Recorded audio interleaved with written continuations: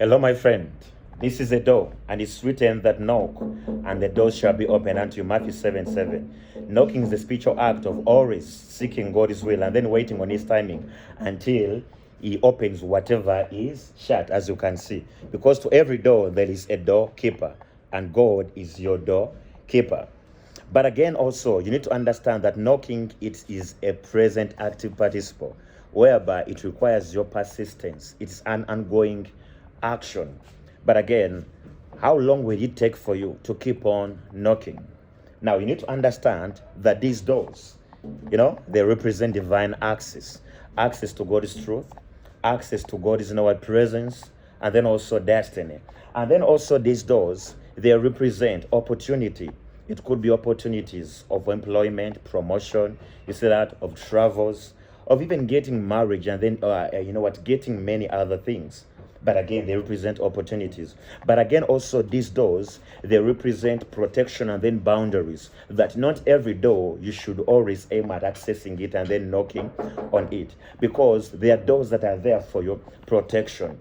And when you access them, of course, you experience torment and then cry when you were inside. So you always should carry discernment.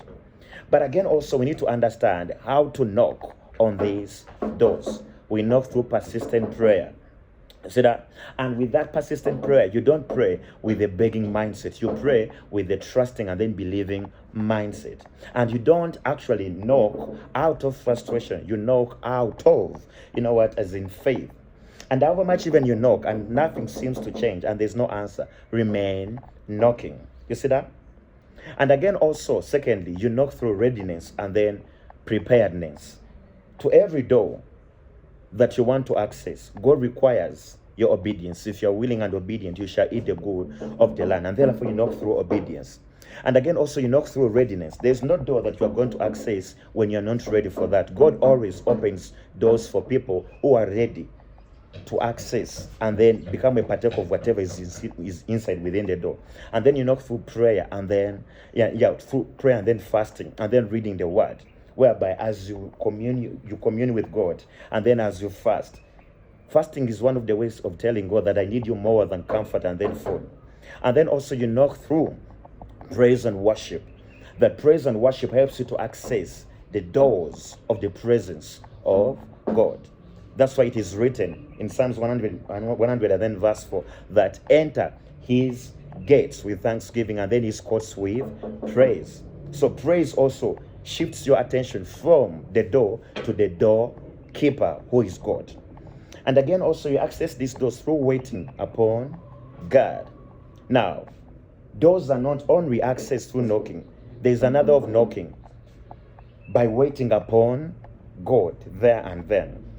And waiting and then trusting in His time, not just in His power. You see that? And then also, you wait through patience and then hope, not just out of anxiety.